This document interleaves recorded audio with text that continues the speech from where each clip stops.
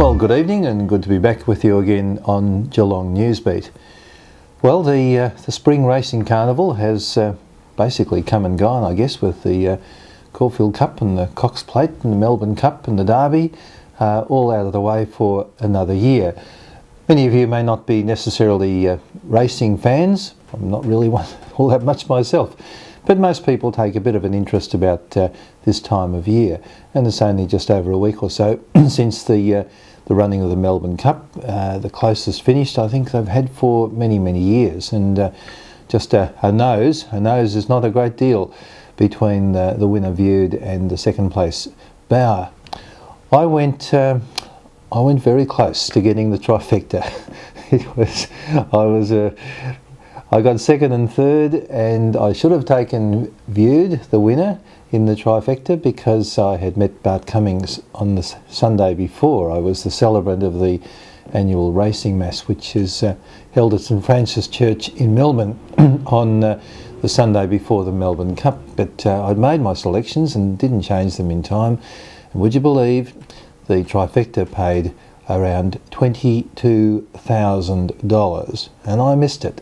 Only just, but I missed it. And you look back and you say, if only I'd done this, or if only I'd done that, if only I'd just spent a few extra dollars or taken a proportion or whatever, wouldn't it have been fantastic?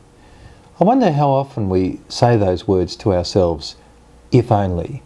We look back and we see that we could have made a decision in another direction. We could have maybe seen things from another perspective. We could have not done something that we did do that got us into trouble. We could have done something that would have given us a lot of benefit, like putting viewed in the trifecta. How easily we can say, if only. And reality is, it didn't happen.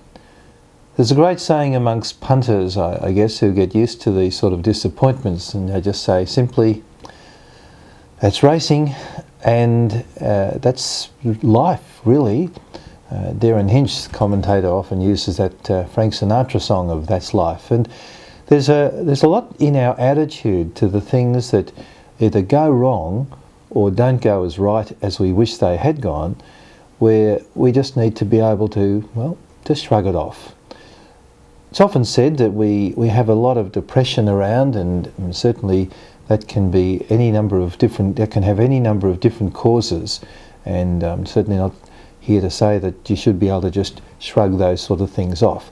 At the same time, we need to be a resilient people, to recognise that what we lose on one particular area, we gain back in others, and that's the slides and the merry-go-round and whatever the different expressions that we have. But there is a need for us to accept the fact that occasionally things will happen which will knock us. Sure, there are things which happen in all of our lives, and happened to me, and I'm sure it's happened to you as well, which can really knock us for six and can make a big difference in our life in terms of sickness, or for ourselves or for others, or for the death of someone we care about very deeply, and so on. But trying to see life in its proper proportion is a real gift, and particularly to recognise that things can go wrong from time to time, but it's really not the end of the world. To be able to see beyond that. Often we can look back on times and we had to negotiate different things and we can't even remember the details of them. So let's try and maybe take a leaf out of the punter's book. They have to keep coming back and saying, oh well, we didn't do any good today, but there's always next Saturday, or whenever it might happen to be. I'm certainly not encouraging gambling, but I'm just saying that the attitude that is there that says that's racing is something that we can just recognise, the ups and downs and the inability that we have to really predict all of the things that can happen to us in life. We will miss opportunities that would have made a big difference. We will have things happen to us that can hurt us and knock us around.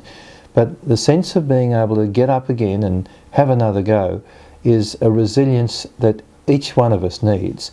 We'll have to develop that within ourselves, and if we look at our life very carefully, and for those of us who pray, to ask God's help to do that sort of thing, well, life can be a lot happier for each of us.